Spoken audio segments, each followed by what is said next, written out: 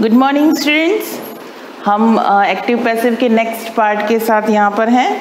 First two parts में हमने tense के अकॉर्डिंग जो रूल्स थे उसके अकॉर्डिंग काफ़ी सारे सेंटेंसेस बना लिए थे, चेंज कर लिए थे एक्टिव टू पैसिव, जिसमें हमने प्रेजेंट और पास्ट की कुछ चीज़ें देखी थी कि अगर वर्ब की फर्स्ट फॉर्म के साथ एस हो तो हम इज एम आर लगाएंगे, अगर वर्ब की सेकेंड फॉर्म हो तो वॉज वर लगाएंगे, डू डज हो तो is am are, do not और डज नॉट हो तो is am are not plus verb की थर्ड फॉर्म लगाएंगे, डिड नॉट हो तो was were plus not verb की थर्ड फॉर्म लगाएंगे। उसी सेक्शन में टेंस के अकॉर्डिंग रूल्स जो चल रहे थे उसमें हम नेक्स्ट लेंगे, वो हमारा होगा, हम देख लेते हैं, यहाँ पे कुछ सेंटेंस बनाते जाते हैं और देखते जाते हैं। तो जो हमारा फिफ्थ रूल है,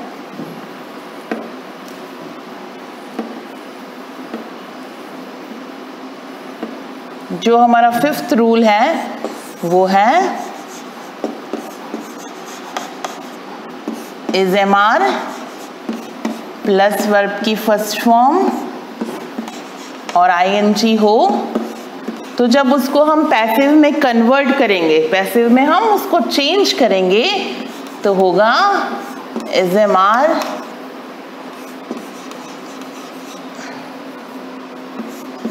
प्लस बीइंग प्लस वर्ब की थर्ड फॉर्म। ठीक है, ये चीज़ मैंने पहले भी क्लियर की थी कि जब यहाँ पर हम प्रेजेंट में चल रहे हैं तो आगे भी हम प्रेजेंट में चलेंगे, जब हम यहाँ पे फ्यूचर में पास्ट में चल रहे हैं तो हम वहाँ पर भी फ्यूचर में चलेंगे। डायरेक्ट इनडायरेक्ट और एक्टिव पैसिव काफ़ी कंफ्यूजिंग है, दोनों के टेबल्स भी ऑलमोस्ट सेम है तो इसमें कंफ्यूजन की ज़रूरत नहीं है। एक्टिव पैसिव का क्लियर है कि जब वो यहाँ पर इस तरफ प्रेजेंट होगा तो पैसिव बनाते टाइम भी वो प्रेजेंट होगा। अब हम देख लेते हैं कुछ एग्जाम्पल्स इसके।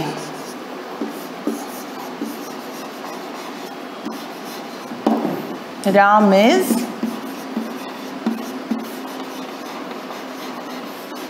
Teaching me, same thing is am are है, वर्ब की फर्स्ट फॉर्म में आईएनजी फॉर्म भी है। तो अब हम इसको पैसिव में चेंज करेंगे, पैसिव में चेंज करेंगे तो क्या होगा, मी जो है जब सब्जेक्टिव फॉर्म में आएगा तो क्या बनेगा, आई, आई के साथ हम हेल्पिंग वर्ब क्या लगाते हैं, am, I am being, teach की थर्ड फॉर्म क्या होगी, टॉट, बाय राम। क्लियर। अब हम नेक्स्ट एग्जाम्पल और देख लेते हैं, सेकंड।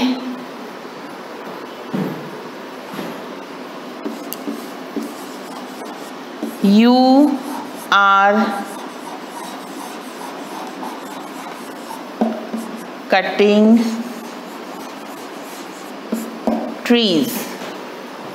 ठीक है, इसका पैसिव क्या बनेगा, अब हमारा जो सब्जेक्ट बनेगा क्या होगा, ट्रीज।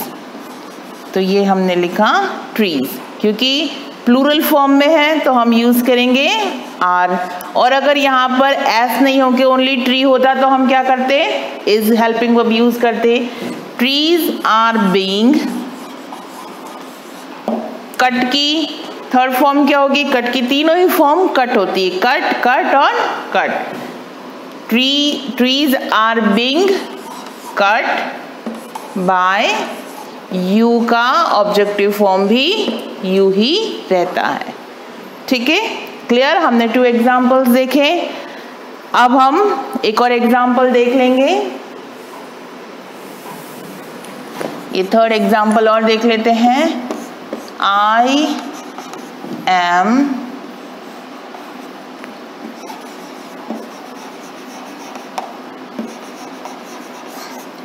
learning English। ओके, अब इसमें हमारा ऑब्जेक्ट क्या है, इंग्लिश। देखिए, इंग्लिश के साथ हम आर यूज नहीं करेंगे, इंग्लिश इज अ लैंग्वेज तो उसके साथ हम इज ही यूज करेंगे। इंग्लिश इज बीइंग, लर्न की थर्ड फॉर्म होगी लर्न। बाय मी। जो फर्स्ट सेंटेंस था हमारा उसमें मी हमारा ऑब्जेक्टिव फॉर्म था, तो हमने जब पैसिव बनाया तो सब्जेक्टिव फॉर्म में हमने आई यूज किया। यहाँ पर आई हमारा सब्जेक्ट है, तो जब उसको हम ऑब्जेक्ट में बना रहे हैं तो मी यूज कर रहे हैं। ये जो सब्जेक्टिव ऑब्जेक्टिव फॉर्म थी उसका टेबल में पहले ही आप लोगों को क्लियर कर चुकी हूँ। अब यहाँ पर हमारा नेक्स्ट रूल होगा टेंस के अकॉर्डिंग, वो होगा वॉज वर। सेम थिंग जैसे इज़-एम-आर का हमने बनाया वैसे he was were plus verb की फर्स्ट फॉर्म विथ आईएनजी। जब उसको हम पैसिव में चेंज करेंगे सेम थिंग इज़-एम-आर की जगह जैसे he was were plus being plus verb की थर्ड फॉर्म। ठीक है, अब इसके भी हम कुछ एग्जाम्पल्स देख लेते हैं।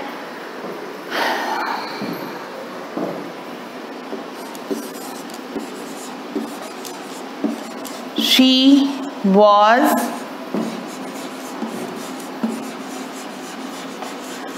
preparing tea। हमारा ऑब्जेक्ट क्या है इसमें? टी। उसको हम सब्जेक्ट बनाएंगे टी। टी के साथ भी हम वॉज ही लगाएंगे। T was being. प्रिपेयर की थर्ड फॉर्म क्या होगी? प्रिपेयर्ड।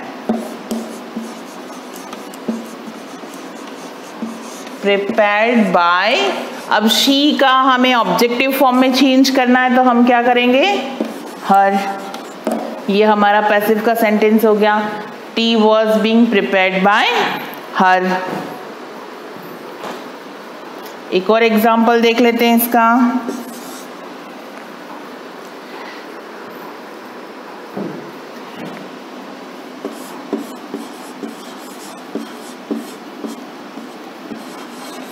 Vegetables were sold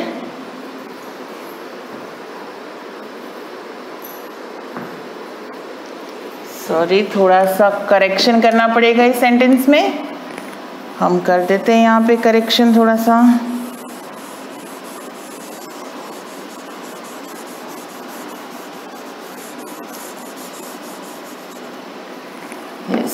फिर से देख लेते हैं। दे वर सेलिंग वेजिटेबल्स। मैंने थोड़ा सा पैसिव फॉर्म लिख दिया था पहले यहाँ पे। ये करेक्ट सेंटेंस है कि दे वर सेलिंग वेजिटेबल्स। तो अब हम इसका सेंटेंस देख लेते हैं। सेंटेंस नेक्स्ट पेज पे देखते हैं हम इसका सेंटेंस क्या बनेगा इसका। वेजिटेबल्स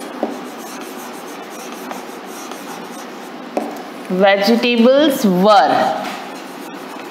अब अगर यहाँ पर वेजिटेबल होता तो हम वॉज लगाते, लेकिन वेजिटेबल्स है इसलिए हम वर लगा रहे हैं। Vegetables were being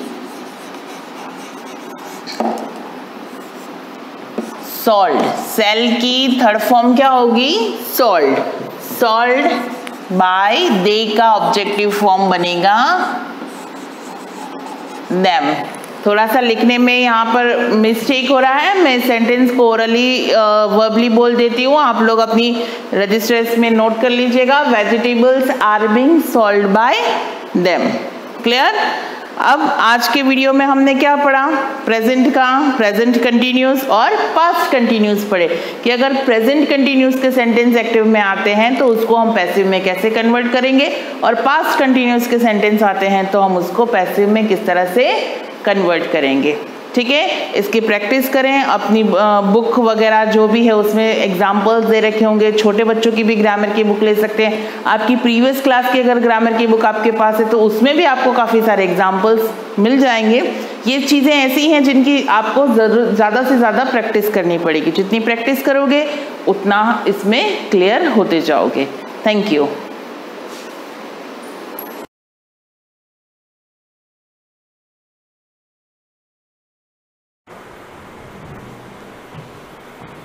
good morning students, welcome to the class again. Last class जो हमारी हुई थी, जो कि हमारा पार्ट 7 था नंबर सिस्टम का, जिसमें हमने कौन कौन से नंबर्स जो हैं वो इर्रेशनल की कैटेगरी में आते हैं उसके बारे में पढ़ा था। तो अब जो नेक्स्ट हम करने वाले हैं दैट इज़ कुछ एग्जांपल्स है जिनका सॉल्यूशन तो आपको दे रखा है, बट स्टिल मैं आपको थोड़ा बहुत शॉर्ट में समझा देती हूँ कि उन एग्जांपल्स में कहा क्या है।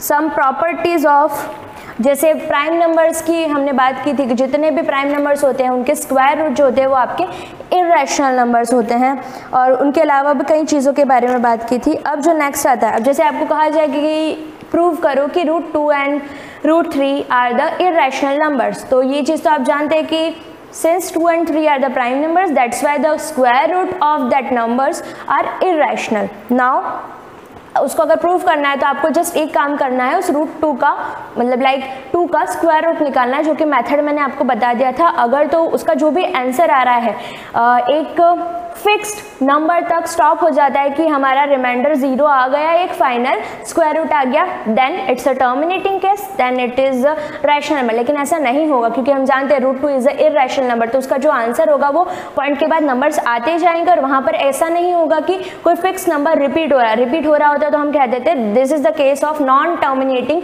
रिकरिंग, तो वहाँ रेशनल हो जाता है। लेकिन ये तो इर्रेशनल है, इसीलिए कोई सेम नंबर रिपीट नहीं होता, बार के फॉर्म में हम उसको लिख नहीं पाते, इसीलिए √2 का आंसर ले आएंगे और उसको कहेंगे कि since this is the non terminating non recurring case, that's why it's a irrational number.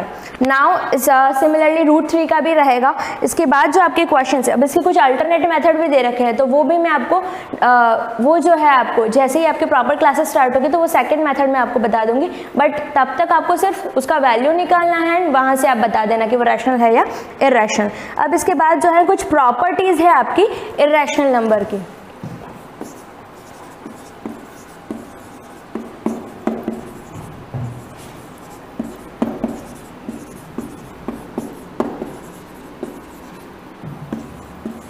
Irrational number की आपकी कुछ प्रॉपर्टीज़ है, वो प्रॉपर्टीज़ क्या है? जैसे फर्स्ट है the negative of N irrational number is also a irrational number. Negative of irrational number is also a irrational number,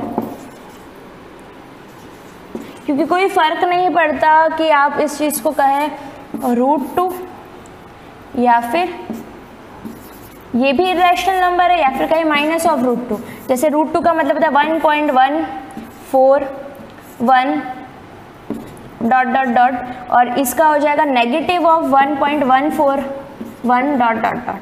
ठीक है, तो दोनों ही केस में ये जो नंबर है वो आपका इर्रेशनल ही रहेगा। तो अगर इर्रेशनल नंबर का नेगेटिव आपके सामने आ जाता है that is also irrational number. Second जो पॉइंट है आपका वो है the sum of rational number and an irrational number is irrational number. How? हम जानते हैं √3 इज एन इर्रेशनल नंबर, और मैंने कोई भी ले लिया, जैसे कोई नंबर ले लिया 6, आप मुझे बताइए 6 रैशनल है या इर्रेशनल? p/q में लिखा जा सकता है 6/1, that means it is a rational number. अब हम क्या कर रहे हैं, रैशनल और इर्रेशनल को सम कर रहे हैं, 6 में ऐड किया हमने √3, this is rational and this is irrational. दोनों का जब सम किया तो एट द एंड जो आंसर बनता है 6 + √3 इज इर्रेशनल नंबर। अगर आपके सामने इस तरीके से लिखा हुआ है ये 6 is rational and √3 is irrational, तो sum of rational and irrational number is always a irrational number. Now third point जो आपका बनता है, थर्ड जो प्रॉपर्टी है that is the product of a non zero rational number and an irrational number is an irrational number. कहने का मतलब अगर रैशनल के साथ जब भी इर्रेशनल की बात की जाती है तो मोस्ट ऑफ द टाइम जो आंसर आता है आपका इर्रेशनल होता है, like rational plus irrational that is irrational, rational into irrational, product of rational and irrational number is irrational. तो जरा सा भी अगर इर्रेशनल हमको नजर आ जाता है, ठीक है, रैशनल इरेशनल डिफरेंट चीज़ें हैं, दो डिफरेंट चीज़ें हैं. One is rational, second is irrational. Whether you are doing sum, whether you are doing subtraction, whether you are doing multiplication or whether you are doing division का we can't say, exceptions are there. But product की अगर आप बात करोगे तो उस case में भी हमारे पास एक इरेशनल नंबर ही आएगा. Product of rational and irrational मतलब रैशनल इंटू इरेशनल. हमने कोई रैशनल नंबर ले लिया 3 एंड यहाँ पर ले लिया कोई इरेशनल नंबर √5, तो 3 इंटू √5 करेंगे तो बनेगा 3√5. तो ये जो आंसर आपके पास आया दैट इज इरेशनल नंबर. तो आपके नंबर में जो भी नंबर आपके सामने लिखा है लाइक 6√7 या फिर 6 + √7, 6 - √7, बट उस नंबर में कहीं पर भी अगर आपको ये चीज़ नज़र आ जाती है, इरेशनल नज़र आ जाता है, तो हम उसको कहेंगे ओवरऑल पूरा का पूरा नंबर ही आपका इरेशनल बन जाएगा. तो addition, subtraction and product is also, and quotient की अगर हम बात करें दैट इज ऑल्सो इरेशनल. कैसे? अगर वो सिमिलर नहीं है तो like 3 + √2 upon 3 - √2, that is a irrational number, that is also a irrational number. irrational इसका जो प्रोडक्ट, ये तो चलो irrational की बात हो गई, इसको तो हम सॉल्व कर लेंगे. लेकिन अगर यहाँ पर हम जैसे आपका जो थर्ड तो हो गया था, fourth is the sum and difference product and quotient of two irrational number may be और may not be an irrational number, consider the following. अब यहाँ पर क्या हो जाता है, जब भी हम बात करते हैं प्रोडक्ट की बात हो गई, डिफरेंट है तब तो हम कह सकते हैं one is rational other is irrational, तो वहाँ पर बात होगी इरेशनल. लेकिन अगर दोनों ही चीज़ें सेम मिल जाती है, इरेशनल नंबर का सम है, इरेशनल नंबर का सब्ट्रैक्शन है, तो इट मे बी और may not B irrational number. तो वो इरेशनल नंबर हो भी सकता है और नहीं भी हो सकता है. तो वो हमको सॉल्व करने के बाद ही पता चलेगा कि इरेशनल आंसर आ रहा है या रैशनल आ रहा है. डिफरेंस, प्रोडक्ट, इन सब में ये चीज़ अप्लाई होगी. जैसे अगर बात करें कि जैसे अगर हम एडिशन की बात करें तो एडिशन में जैसे ले लिया हमने सम ऑफ, जैसे हमने दो इरेशनल नंबर्स ले लिए, इरेशनल नंबर्स की बात कर रहे हैं, दोनों ही जो दो नंबर चूज करें दोनों ही इरेशनल. तो √5 इज अ इरेशनल नंबर. दूसरा जो मैंने इरेशनल नंबर चूज किया that is -√5. Both are irrational क्योंकि हमको पता है कि इसका नेगेटिव भी इरेशनल ही होता है. तो इन दोनों का जब सम हम करेंगे तो सम यहाँ पे हम करके देख रहे हैं √5 प्लस -√5, तो क्या बनेगा √5 minus √5 that is 0 and 0 is a rational और irrational number. It is an rational number. Okay, इस आंसर में तो हमारा रैशनल नंबर आया. अब दूसरा मैंने कोई एग्जांपल लिया लाइक जो कि आपके बुक में भी दे रखा है, लाइक √5 प्लस √5 मैंने ले लिया, दोनों ही पॉजिटिव लिए. This is irrational, this is also irrational. दोनों का सम किया तो क्या हो जाएगा ये, whenever we do x plus x क्या आता है 2x, whenever we do y plus y क्या आता है 2y, k प्लस k किया तो कितने के हो गए 2k. अब यहाँ पर √5 plus √5, how many √5s are there 2√5. तो ये जो आंसर आया हमारे पास, तो ये आंसर क्या है, √5 इज इरेशनल. तो ओवरऑल पूरा का पूरा इरेशनल आया. तो अगर दो इरेशनल नंबर्स लिए जाते हैं, उनका सम किया जाता है, तो इट मे बी और may not B irrational number. भी हम ये श्योरली नहीं कह सकते कि वो आंसर रैशनल ही होगा या फिर इरेशनल ही होगा. वो क्वेश्चन पर डिपेंड करता है कि हमारा आंसर रैशनल आ रहा है या इरेशनल. अगर दोनों ही नंबर इरेशनल है तो सिमिलरली डिफरेंस में भी ये चीज़ अप्लाई होती है. अब डिफरेंस में हो जाएगा, मल्टीप्लाई में हो जाएगा एंड क्वोशिएंट में हो जाएगा. क्वोशिएंट यानी कि डिवाइड वाला. जैसे डिफरेंस हमने देख लिया तो √5 एक नंबर ले लिया, सेकंड इज √5, दोनों का difference is 0, is a rational number. और अगर ये तो हो गया डिफरेंस. अब एक दूसरा एग्जांपल मैंने लिया, one is √5 and the other is -√5. दोनों का डिफरेंस में निकाले √5 माइनस -√5, दोनों को सब्ट्रैक्ट करना है तो क्या आ जाएगा ये √5 plus √5. This is 2√5 which is your irrational number. तो नंबर्स पर डिपेंड करता है कि क्या नंबर हमने चूज किए हैं। यहाँ पर मैंने √5 एंड प्लस का √5 भी चूज किया था, √5 एंड √5, तो दोनों को सब्ट्रैक्ट किया तो 0 आ रहा था इसमें रेशनल, और जब मैंने -√5 लिया और प्लस √5 लिया तब मेरा इरेशनल नंबर आ रहा है। तो क्वेश्चन पर डिपेंड कर रहा है कि आंसर क्या आना चाहिए। इसी तरीके से मल्टीप्लिकेशन का भी देख लो। मल्टीप्लिकेशन में है जैसे प्रोडक्ट ऑफ इरेशनल नंबर, मैंने सिमिलरली ले लिया √3 एंड √3, 2 नंबर्स ले लिए A एंड B, अब दोनों को प्रोडक्ट कर रहे हैं, यानी कि product of 2 irrational numbers, this is also irrational, ये भी इरेशनल। √3 इंटू √3 क्या होना चाहिए आपके अकॉर्डिंग? अब ये चीज़ देख लो, वैसे तो आपको पता है कि इस चीज़ को कैसे सॉल्व किया जाता है, but still van ever you do this thing, अब इसको अलग अलग तरीके से समझ सकते हैं कि आप उसको कैसे लेते हैं। जब आपके सामने इस तरीके का सिचुएशन होता है, यहाँ पर लिखा है √x इंटू √x, तो क्या करोगे, या तो ये दोनों पर रूट है तो इस पर तो ओवरऑल एक होल रूट लगा दिया गया और जो नंबर से इस तरीके से लिख दिया। अब x इंटू एक्स, अब इसका स्क्वायर रूट निकलना है, 2 टाइम्स आ रहा है, जब ये बाहर निकलेगा तो इसका x बन जाएगा। या फिर डायरेक्टली देख सकते हैं √x into √x is always x। How? क्योंकि √x into √x into x, अब इसको x स्क्वायर लिख दिया। स्क्वायर रूट और स्क्वायर जब भी एक साथ है, दोनों एक दूसरे के एंटी होते हैं। Whenever you get root और स्क्वायर एक साथ आता है तो you directly say this thing x, इससे रूट से, और ये मतलब ऐसे मन में समझना है कि इससे ये हट जाता है और आपके पास ये आंसर आ सकता है। या फिर √x into √x that is equal to x, ये कहो या ये कहो एक ही बात है। तो आपका आंसर जो यहाँ पर आएगा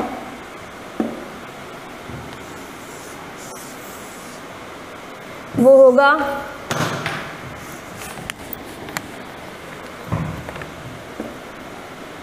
थ्री, या फिर इसको ऐसे भी लिख सकते हैं 3 into 3 which is your 3। Okay, अब एक प्रोडक्ट जो मैंने, अब 3 जो है आपका क्या है, रैशनल नंबर आया। अब हम ले रहे हैं इररेशनल का एग्जांपल, जैसे मैंने ले लिया 1 इज √3 एंड 1 इज √2। अब दोनों ही इररेशनल है, बट इसका आंसर क्या आएगा, √3 इंटू 2 विच इज √6। अब √6 जो होता है वो आपका इररेशनल नंबर होता है।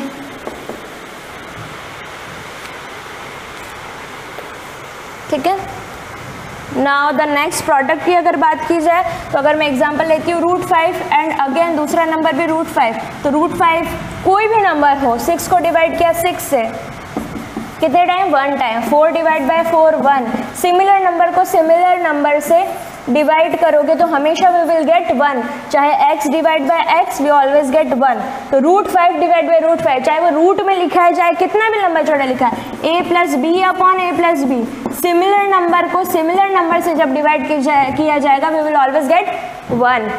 √5 डिवाइड बाय √5 दैट इज 1। तो अब उसी तरीके से यहाँ पर अगर हम बात करें √5 डिवाइड बाय √5, तो व्हाट वी विल गेट, 1 आया। 1 इज अ रैशनल और irrational number. Rational number, rational number, ये सारी प्रॉपर्टीज आपकी बुक में भी दे रखी है। और अगर मैंने नंबर कुछ ऐसा लिया √2 बाय √3, जो आंसर आया √2/3, तो ये जो आंसर आया है आपका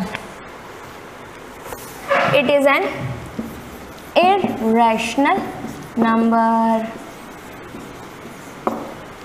ओके, क्लियर। अब इसके बाद कुछ एग्जाम्पल्स है, कुछ थियोरी पार्ट है उसका, वो चीज़ जो है आपको बस समझने की और कुछ भी नहीं है इसके अंदर। लाइक जैसे एग्जाम्पल नंबर 4 आपको देखा, insert an irrational number between 1/7 and 2/7। 1/7 और 2/7 के बीच का इररेशनल नंबर आपको बताना है। अगर 1/7 2/7 को डायरेक्टली हम नहीं कर पा रहे, 1/7 एंड 2/7 इसके बीच का हमको इररेशनल नंबर बताना है। ओके, तो अब कैसे निकालेंगे, फर्स्ट जो सबसे पहला काम रहेगा 1/7 को डेसिमल एक्सपांड करो, 1 को डिवाइड करो 7 से, क्या आंसर बनता है 0.0 लगाया, 7 1 जा 7, 3 बचा, कुछ इस तरीके से। इस 1 को डिवाइड कर रहे हैं हम 7 से, 0 पॉइंट लगाया, 7 टाइम्स 3, अब नाउ एक 0 लगा तो 7 3 जा 21 एंड 7 4 जा 28, तो 4 जा 28, क्या आंसर आया 2। अब अगेन 0 लगा, 7 2 ज़ा 14, 14 ये आपका आंसर आ जाएगा 6 आया, अगेन 0 लगा तो ये हो जाएगा 7 8 ज़ा 56, 4 अगेन बचा तो रिपीट तो कुछ भी नहीं हो रहा है यहाँ पर, 4 यहाँ पे 0 लगा तो कितना हो जाएगा ये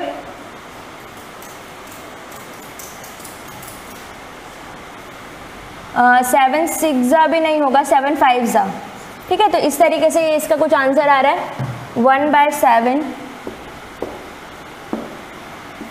आगे चलता जा रहा है कुल मिला के, कोई कुछ ना कुछ नंबर चलता जा रहा है। 40, अब 40 में यहाँ पर हमने किया 40 में हो जाएगा 7 5 35, यहाँ पर अगेन 5 बचता है, रिपीटेशन तो कहीं हो ही नहीं रहा है। 7 7 ज़ा 49, अगेन 1 बचा तो अभी तक तो कुछ आया नहीं, तो आंसर है 0.42857।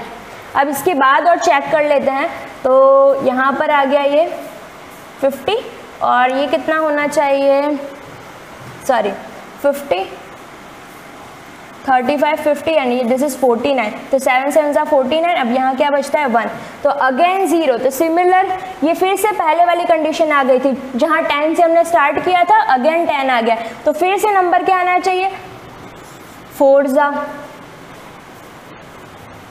सॉरी यहाँ 1 है नॉट 4, 1 ज़ा, तो 7 1 ज़ा 7, यहाँ पर 3 बचेगा। तो इसी तरीके से 1 के बाद नंबर रिपीट होता जाएगा 1 2, तो आपका जो आंसर बनेगा यहाँ पर 1 फिर 4 2 8 5, तो यहाँ पर जो आंसर आपका बनेगा वो होगा जो 1/7 का एक्सपांशन आया आपके पास 1.42857 का whole bar, that is the number. And 2/7 का जब हमने चेक किया तो हमारे पास जो आंसर आया वो कुछ इस तरीके से आया 0.285714 का बार। इसको सॉल्व करेंगे तो हमारे पास ये नंबर आएगा, 4 के बाद ये नंबर रिपीट होता जाएगा। अब इसके बीच का कोई इर्रेशनल नंबर चाहिए, तो स्टार्टिंग पॉइंट पता है, लास्ट पॉइंट पता है, इसके बीच का नंबर हम कोई भी नहीं ला सकते। अब जैसे दिस इज 0.14 है,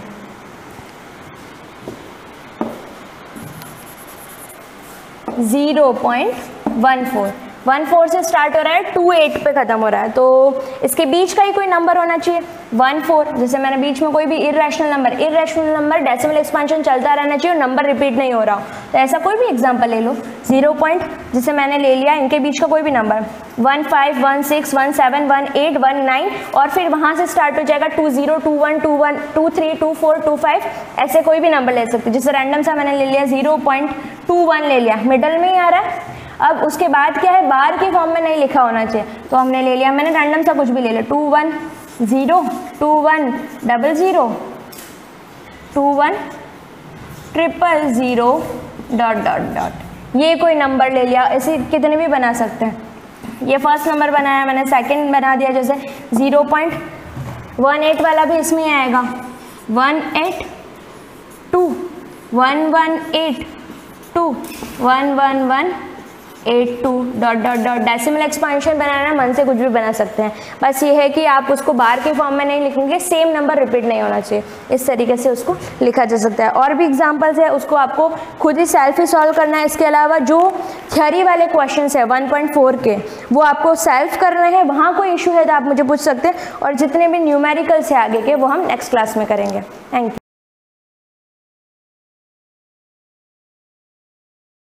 प्रकार की होती है वहाँ पर एक्टिविटीज़ बिसाइड्स फार्मिंग, यानी फार्मिंग के बेस पर और कौन कौन सी एक्टिविटीज़ होती हैं वो हम देखेंगे। सबसे पहले दे रखा है डेयरी प्रोडक्शन। डेयरी प्रोडक्शन आप सब जानते हो, हम सब रोज़ दूध लेके आते हैं, तो ये सब हमको कहाँ से मिलता है, कैसे मैनेज होता है वो देखो। Milk production is also a side business of the villagers. ये विलेजर्स का मेन बिजनेस तो क्या होता है, फार्मिंग करना, लेकिन उनका एक साइड बिजनेस जो होता है वो क्या होता है, milk production. Many families of this village Palampur keep buffaloes and sell their extra milk. बहुत सारे पालमपुर में जो बहुत सारे फैमिलीज के लोग रहते हैं, उन सबके पास बफेलोज भैंस है, वो उनसे जो मिल्क मिलता है, जो उनके यूज़ आता होगा तो ठीक, नहीं आता, और जो एक्स्ट्रा मिल्क जो बच जाता है वो लोग उसको क्या करते हैं, डेयरी पर जाकर सेल करते हैं, और वही मिल्क जो होता है वापस दूसरी जगह सप्लाई होता है। True traders of nearby town Shahpur have set up milk collection cum chilling center at nearby village Raiganj and transport this collected milk to main cities. It provide the farmers some extra income.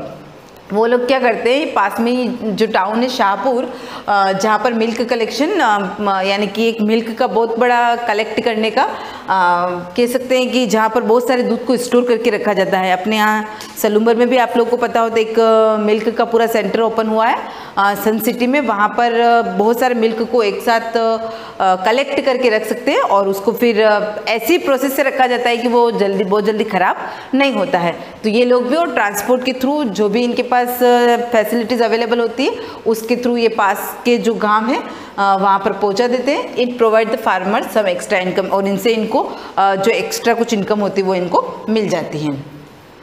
Next दे रखा है small scale manufacturing units. Manufacturing का means क्या होता है, बनाना, यानी कि वो उसके साथ साथ अब एक तो हो गया उनके मेन वर्क फार्मिंग, दूसरा हुआ डेयरी प्रोडक्ट, और साथ साथ में और वो नेक्स्ट वर्क क्या करते हैं, कौन कौन सा बिजनेस करते हैं। Very few people less than 50 of Palampur are engaged in some simple production work utilizing small power connection, यानी कि छोटे छोटे जो कनेक्शंस बनाने का काम होता है वो लोग वो करते। कौन करते हैं, पालमपुर गांव के लोग। This manufacturing works are done at their homes with the help of their own family members. कहाँ पर करते हैं, अपने घर पर ही करते हैं और घर के जो लोग होते हैं उन्हीं की मदद से करते हैं। They need not hire the labour from other families. उनको दूसरे लेबर्स की आवश्यकता नहीं होती क्योंकि उनके पास वैसे भी ज़्यादा कोई काम होता नहीं है, तो वो अपनी आवश्यकताओं की पूर्ति करने के लिए जो भी काम होता है आपस में मिल बांट कर उसको कर लेते हैं। नेक्स्ट दे रखा है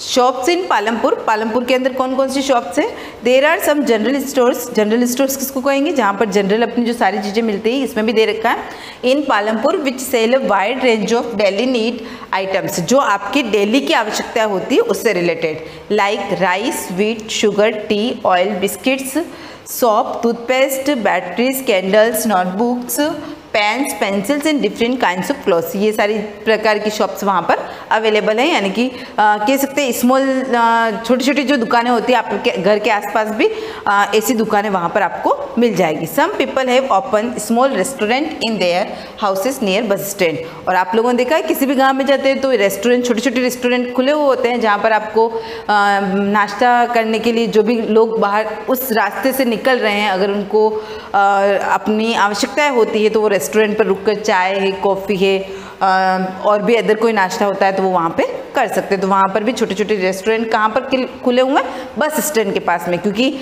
मेन जो लोग आते हैं और जाते हैं उनका एक कह सकते हैं पॉइंट क्या होता है, बस स्टेशन ही होता है, उसी के थ्रू आना और उसी के थ्रू जाना। नेक्स्ट दे रखा है अब यहाँ पर ट्रांसपोर्ट की क्या क्या फैसिलिटी। लोग गांवों से शहरों की ओर जा रहे हैं, क्यों जा रहे हैं गांवों से शहरों की ओर, यहाँ पर अपने सामान को बेचने के लिए। ये कह सकते हैं उन्होंने जो भी फार्मिंग की है उससे जो उनको अनाज मिला है या मिल्क प्रोडक्ट है या मिल्क है उसको एक शहर से दूसरे शहर में किस प्रकार किस ट्रांसपोर्ट के थ्रू पहुँचा रहे हैं। Transport facility in Palampur, a big village Raiganj is 3 kilometers away from this village and connected to by a road. Many kinds of vehicle like rickshaw, tongas, jeep, bogies. Bogies का means मैंने आपको पहले ही बता दिया था, बैलगाड़ी, और यहाँ बुलेट कार्ट का मीन्स भी बैलगाड़ी होता है। And tractor trolleys can be seen running on this road. इन सभी ट्रांसपोर्ट के थ्रू अपना सामान वो एक स्थान से दूसरे स्थान पर लेके जाते हैं। There are many people who are engaged in transport activity. अब कुछ लोग, सारे लोग अगर फार्मिंग करेंगे, सारे लोग मिलकर काम करेंगे तो ये काम कौन करता है, तो कुछ लोग जो होते हैं ट्रांसपोर्ट की जो एक्टिविटी होती है उसमें एंगेज्ड रहते हैं। They provide transport facility to the people from Palampur to Raiganj और वाइस वर्सा। वाइस वर्सा का मीन्स होता है आसपास के जो शहर होते हैं, आसपास के जो गाँव होते हैं वहाँ तक। अब इसमें कुछ लोगों की स्टोरीज दे रखी है। स्टोरीज का मतलब कि वहाँ के जो पर्टिकुलर लोग हैं उन लोगों का जीवन कैसे चलता है उनकी स्टोरीज दे रखी है। बहुत शॉर्ट शॉर्ट स्टोरीज है। द स्टोरी ऑफ डाला एंड रामकली। बोथ डाला and Ramkali among the poorest resident of the village Palampur. Forest resident का मतलब गरीब निवासी कह सकते हैं वहाँ के, यानी कि ये दोनों जो है वहाँ के बहुत गरीब लोग हैं।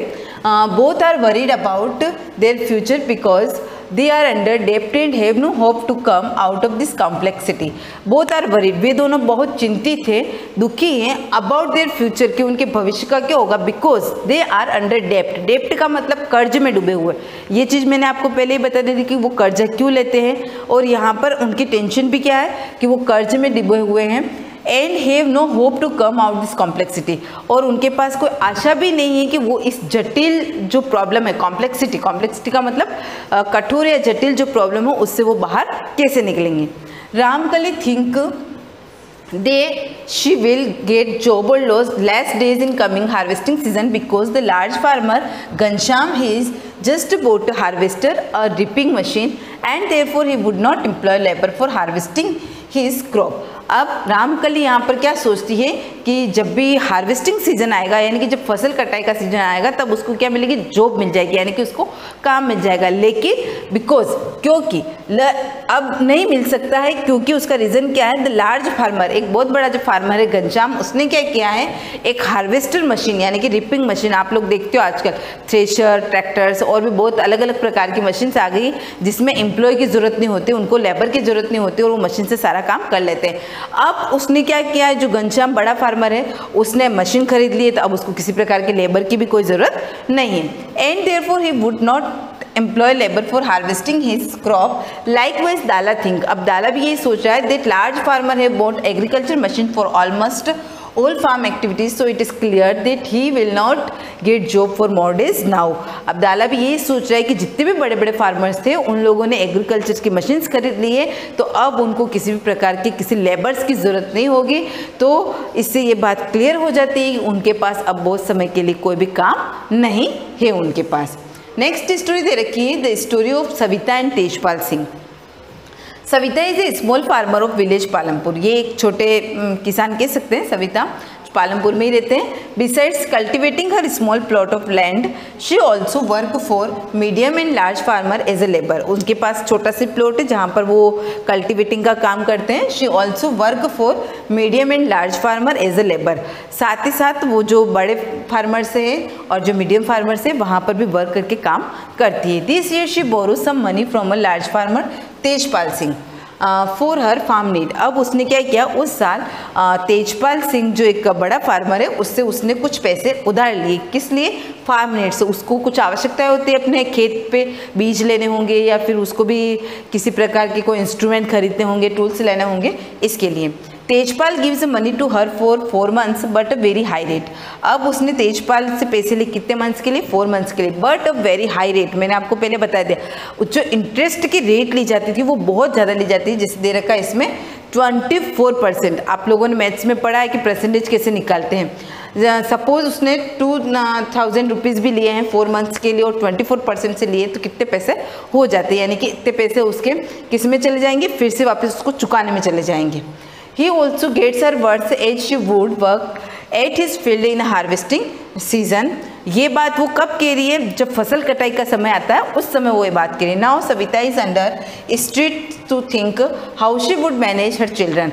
अब सविता ये सोच रही है कि वो किस प्रकार से अपने बच्चों की हाउस होल्ड ड्यूटीज, उसकी घर की जिम्मेदारियाँ, एंड हर फार्म एक्टिविटीज़, अपने खेत के जो काम है, in addition to working a Tejpal field, ये सारे काम और साथ ही साथ तेजपाल की जो फील्ड का काम लिया था, ये सारे काम वो एक साथ अब कैसे और किस प्रकार करेगी और किस प्रकार से वह उसके पैसे जो उसने इतने इंटरेस्ट पर लिए थे किस प्रकार से उसको वह वापस से देगी। तो ये आज के कह सकते हैं किसानों की सबसे बड़ी समस्या कह सकते हैं। और आप लोगों ने सुना होगा जब बारिश नहीं होती है तो बहुत सारे जो फार्मर्स होते हैं वो क्या करते हैं, सुसाइड कर लेते हैं।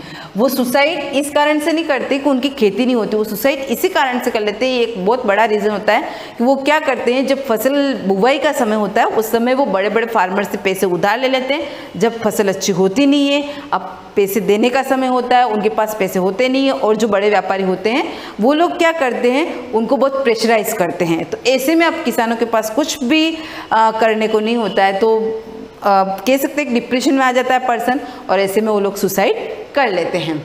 नेक्स्ट स्टोरी दे रखी है, story of Mishri Lal. Mishri Lal a native of village Palampur. Native of village Palampur का मीन्स होता है पालमपुर का ही रहने वाला। Has purchased sugar cane crushing machine. अब उसने क्या है, एक आप लोगों को पिक्चर में दिख रही है शुगर कैन यानी कि गन्ने के लिए एक मशीन खरीदी है। He buy sugar cane from other farmers and process them into gur jaggery. अब वो क्या करता है, शुगर कैन को खरीदता है और उससे गुड़, अपने जो गुड़ बनता है खाने के लिए वो किससे बनता है, शुगर से भी बनता है, शुगर कैन सॉरी जो गन्ने होते हैं उनसे बनता है, तो वो ये काम करता है। They he sold jaggery to traders at nearby town. उसके बाद गुड़ बनाने के बाद वापस वो आसपास के जो कस्बों में जो बड़े बड़े जो भी व्यापारी होते हैं, ट्रेडर्स होते हैं, उनको बेचता है। कहाँ पर जाके बेचता है, शाहपुर टाउन में। This work gives him a small profit. इस काम को करने से उसको थोड़ा बहुत प्रॉफिट मिल जाता है। नेक्स्ट स्टोरी दे रखी है the story of Karim. Karim a native of village Palampur. ये भी कहाँ पर रहने वाला है, पालमपुर में रहने वाला। He is open a computer class centre in the village to educate young students. उसने अपने गांव में एक कंप्यूटर क्लास ओपन किए, जो मतलब कि जवान जो बच्चे कुछ नया करना चाहते हैं। अब सारे बच्चे थोड़ी किसान का बच्चा किसान ही बनेगा, कुछ बच्चे ऐसे भी होते हैं पढ़ लिख के आगे बढ़ जाते हैं। आजकल अपन न्यूज़पेपर में देखते हैं और कहते हैं कि स्टैंडर्ड फैमिलीज़ के बच्चे तो पढ़ने में कम इंटरेस्ट लेते हैं, और गाँव के ऐसे बच्चे जिनसे आप कुछ एक्सेप्ट नहीं कर सकते वो बहुत अच्छा पढ़ के बहुत अच्छे अच्छे काम कर लेते हैं। तो यहाँ पर भी गाँव में ही उसने कंप्यूटर क्लास ओपन की है। स्टूडेंट्स कंप्यूटर स्किल्स का मतलब होता है कौशल को बढ़ाने के लिए। Many high school students are attending computer classes in his centre. वहाँ पर जो भी हाई स्कूल के स्टूडेंट है वो कंप्यूटर क्लास को अटेंड करते हैं। He has employed 2 women candidates as instructor as they have degree in computer application। साथ ही साथ उसने 2 वुमेन्स को भी वहाँ पर हायर कर रखा है इंस्ट्रक्टर के रूप में, जिनके पास कंप्यूटर एप्लीकेशंस की डिग्री है, यानी कि वहाँ पर वो दोनों ट्रेन टीचर के रूप में काम करते हैं। लास्ट स्टोरी दे रखी है अपने the story of Kishore. Kishore a farm labour of village Palampur plans to increase his income to meet his family needs. He takes a loan from the bank and bought a buffalo. अब उसने क्या किया, ये भी गांव का ही रहने वाला था, उसने अपनी इनकम को बढ़ाने के लिए क्या किया, ही टेक्स अ लोन, उसने बैंक से लोन लिया, बॉट अ बफेलो, उसने बफेलो खरीदी। Now he sells milk and earns some for more money. अब उससे जो दूध उसको मिलता था वो उसको बेचता था, उससे पैसे प्राप्त करता था। Apart from it he arrange a wooden cart and transport things like jaggery clay etcetera. उसके बाद he arrange a wooden cart and transport things. अब ट्रांसपोर्ट क्या क्या करता था साथ में, जेगरी वही गुड़, क्ले मिट्टी। In this way he starts earning more money to feed his family. इस प्रकार से वह पैसे कमाता था और अपनी फैमिली की जो आवश्यकताएं होती थी उनको पूरा करता था। तो आपको ये छोटी छोटी स्टोरीज दे रखी है, इनके थ्रू आपको यही बता रखा था कि गांव के लोग किस प्रकार के बिजनेस करते हैं और अपना कह सकते हैं कि डेली रूटीन की जो अपनी नीड्स होती है उनको पूरा करते हैं। अब नेक्स्ट दे रखा है एडिशनल इन्फॉर्मेशन। ये भी आपको बहुत इजी है, ये अपन नेक्स्ट वीडियो में कंटिन्यू करेंगे कि किस प्रकार से कितने हेक्टेयर पर कौन सी खेती की जाती है, प्रोविजनल डेटा जो गवर्नमेंट का आता है क्या है क्या नहीं है, ये अपन नेक्स्ट वीडियो में कंटिन्यू करेंगे। Thank you.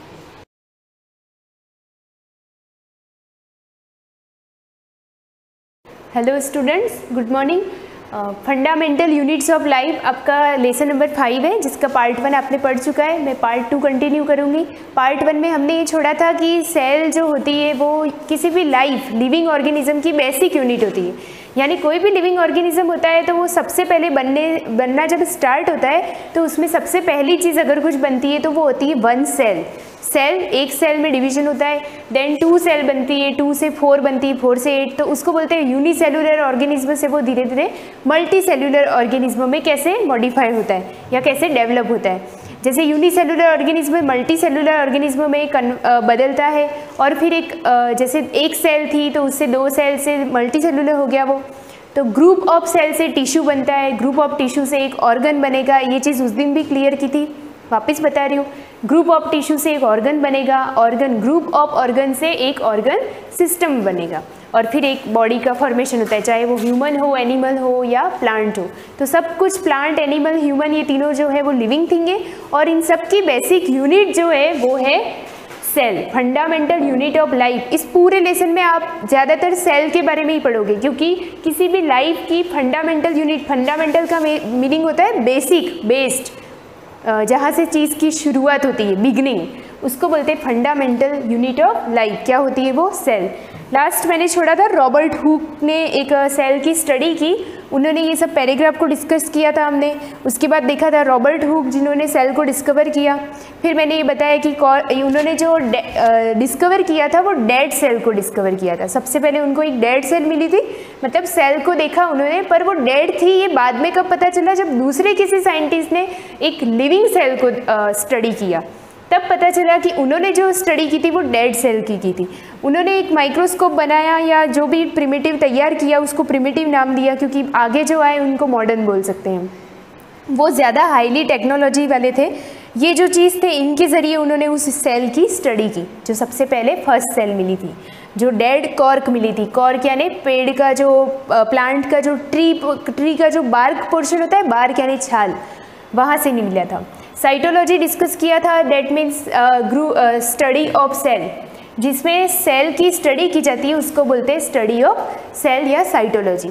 नेक्स्ट है advancement in the field of physics and chemistry, invention of various type of improve microscope and different staining techniques enriched our knowledge of cytology. That means cytology में जो आगे जाकर जो primitive microscope था, अभी यहाँ पे पिक्चर देखा था, उससे काफ़ी डेवलपमेंट हुआ। और अभी जो माइक्रोस्कोप आज हम इन फ्यूचर या इन प्रेजेंट में यूज़ करते हैं वो माइक्रोस्कोप सारे वेल डेवलप्ड टेक्निक के होते हैं, जिनमें different staining technique enriched our knowledge of cytology. Cell की स्टडी के बारे में ज़्यादा अच्छे से नॉलेज हमको मिल सकता है, क्योंकि वो डिफरेंट स्टेनिंग टेक्निक से बने। स्टेनिंग बताया था उस दिन। स्टेनिंग का मतलब होता है हर एक सेल को अलग अलग कलर्ड से स्टेन करना, कलर देना उसको। कलर देने से क्या होता है कि उसमें अलग अलग सारी सेल होती है, वो अलग अलग कलर को कैच कर लेती है, जिससे वो हमें डिफ्रेंशिएट करने में इजी रहता है कि कौन सी सेल एपिडर्मिस है, कौन सी सेल कॉर्क सेल है, कौन सी सेल रूट हेयर वाली है। जैसे एपिडर्मिस जो सबसे आउटर मोस्ट लेयर होती है, किसी भी सेल का सबसे आउटर मोस्ट लेयर एपिडर्मिस होता है। जैसे डर्मा मीन्स स्किन होता है, तो हमारा आउटर मोस्ट लेयर क्या है, हमारा स्किन, त्वचा, वो हमारी क्या है, डर्मा, डर्मिस। तो उसी तरह से किसी सेल में एपिडर्मिस होता है, कॉर्क सेल होता है, कॉर्टेक्स होता है, फिर उसके अंदर एंडोडर्मिस होता है, अंदर वाला, बहुत सारी सेल होती है। तो स्टेनिंग जो लिखा है, स्टेनिंग का मतलब यही है कि स्टेनिंग करने से हर प्रकार की सेल जो होती है डिफरेंट टाइप की, वो अलग अलग कलर को कैप्चर कर लेती है, जिससे हम डिफ्रेंशिएट कर सकते हैं कि ये एपिडर्मिस है, नहीं ये रूट हेयर है। फिर एपिडर्मिस के बाद नीचे आएगी कॉर्टेक्स, तो वो इसलिए उसको बोलते हैं स्टेनिंग टेक्निक, ताकि सारी सेल को स्टडी कर सके तो उसको इजीली हम समझ पाए। सेकेंड पॉइंट है Robert Hooke published his research related to the discovery of cell in book entitled Micrographia.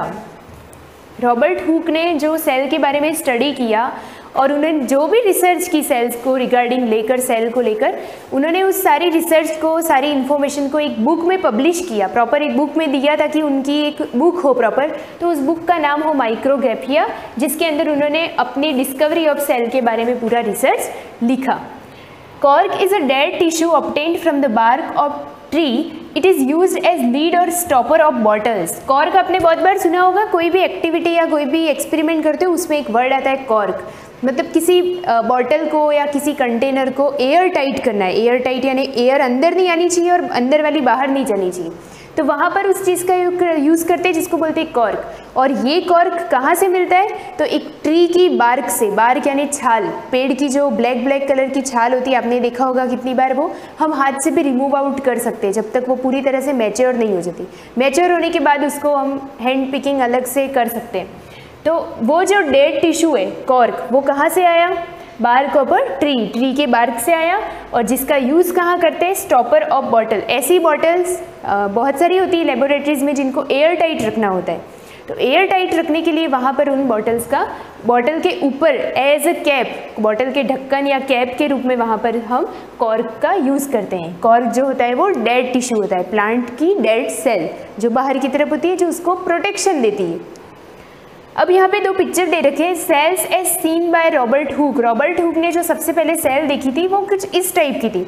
अभी आप देखोगे तो ये लगेगा आपको जैसे ये हनी कॉम्ब है, मधुमक्खी के छत्ते जैसा संरचना दिखता है, और ये आप देखोगे ध्यान से बुक में और क्लियर दिखेगा, तो आपको लगेगा कि कोई ब्रिक्स से बनी हुई वॉल है। ब्रिक्स, ईंटें जो होती है ना, वो इस तरह से अरेंज करते हैं हम, 4 करते हैं, 4 के ऊपर 3 करते हैं, फिर 2 करते हैं, ताकि वो प्रॉपर स्ट्रॉन्ग बने। तो ये जो चीज़ें हैं वो वॉल की तरह और ये जो है वो हनीकॉम्ब की तरह है। तो रॉबर्ट हुक ने सबसे पहले जब सेल को देखा तो वो बहुत ही प्राइमरी स्टेज था, बहुत ही बेसिक लेवल का था, ये बहुत सिंप्लीफाइड है तब उन्होंने, पर उस टाइम में ये स्टडी करना भी बहुत बड़ी बात थी, इसलिए रॉबर्ट हुक का नाम आता है क्योंकि उन्होंने सबसे पहले ये चीज़ को फाइंड आउट किया था। आगे बढ़ जाते हैं। What are living organism made up of? Living organism किससे बने होते हैं? आपको लगता होगा कि बोन से बना है, मसल से बना है, लेकिन उससे पहले एक बेसिक यूनिट है जहाँ से लाइफ की शुरुआत होती है, बिगिनिंग होती है, और वो होता है cell. As a brick form, यहाँ कुछ एग्जाम्पल से आपको समझा रहा है ये। Brick forms the structural unit of wall और अ बिल्डिंग। जैसे आपको पता है वॉल किससे बनती है? ब्रिक से। Building, the body of all living organism from the tiniest to the largest is made up of cell. In other words, the cell is the structural unit of all living beings. बताएं, मैंने बता दिया कि cell जो होती है वो fundamental unit होती है लाइफ की। उसी तरह से एक वर्ड है स्ट्रक्चरल। स्ट्रक्चरल का मतलब है संरचना, यानी बेसिक स्ट्रक्चर जो बनाने का काम है वो किसका है? सेल का। सेल की वजह से ही किसी भी ऑर्गेनिज्म का स्ट्रक्चर बनना शुरू होता है, इसलिए बोला इसको structural unit of all living beings. Plants, animal, human. You will get many opportunities to prove this fact with the help of various interesting activities in your science laboratory. Before that, it would be equally interesting to have a look on the discovery of cell. ये introduction दे रखा है, इसने बोला है कि जैसे आपने देखा होगा कि किसी बिल्डिंग की एक वॉल बनती है तो उस वॉल को आप प्लास्टर होने से पहले आपने सबने देखा होगा, तो वहाँ पर बहुत सारी ईंटों का अरेंजमेंट होता है, ब्रिक्स का। उस अरेंजमेंट को आप देखकर इमेजिन करो तो आपको ध्यान में आएगा वो पिक्चर कि ईंटों की जो दीवार होती है, न्यूली जो फॉर्म्ड होती है, तो वो कैसी होती है, उसको आप इमेजिन करोगे तो आपको समझ में आएगा कि जो सेल का स्ट्रक्चर, बेसिक स्ट्रक्चर जो होता है वो उस टाइप का हो सकता है। While studying discovery of cell, a thin slice of cork under his self made primitive microscope. ये वाला सेल्फ मेड उन्होंने खुद बनाया था। A thin slice of cork, सबसे पहले उन्होंने पेड़ की छाल को निकाल के देखा और इस प्रिमिटिव माइक्रोस्कोप में उन्होंने अरेंज करके देखा।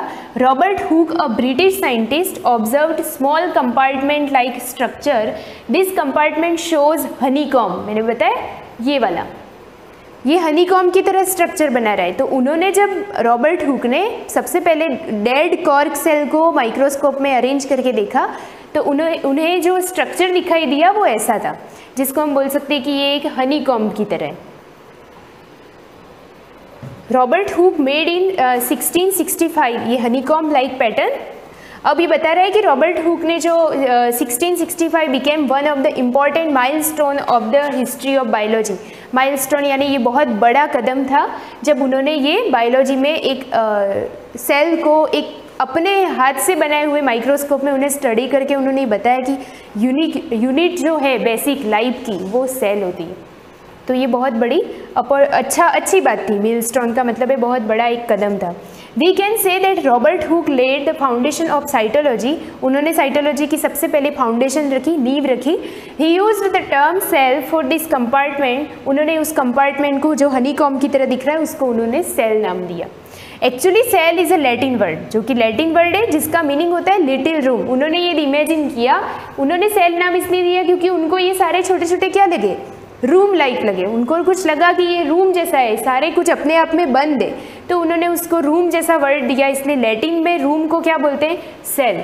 दैट्स वाई इसका नाम क्या पड़ा, cell. Latin word Latin room. The word cell to describe structural unit of living organism is used to till this day in biology. आज तक हम उसी वर्ड को कंटिन्यू करते जा रहे हैं। Robert Hooke was the first to prove that living things consist of separate unit. Robert Hooke ने ये बताया कि लिविंग थिंग्स जो है वो यूनिट से सेपरेट, अलग अलग यूनिट से बनी है, जिसको सेल नाम देते हैं। आगे numerous other scientist later made significant discoveries which enriched cytology. इस लाइन का मतलब है मैं आगे की क्लास में आपको बताऊंगी कि कौन कौन से और साइंटिस्ट आए किसके बाद, रॉबर्ट हुक के बाद, कि उन्होंने बताया कि सेल तो उन्होंने बता दी, डेड सेल। आगे कुछ साइंटिस्ट आए जिन्होंने लिविंग सेल डिस्कवर की, उसके बारे में और डीप स्टडी करवाई और उसके बारे में कुछ थ्योरीज दी, श्लीडन, श्वान। मैं आगे की क्लास में आपको कंटिन्यू करूँगी, आप इसको अच्छे से रीड करना, समझना। Thank you.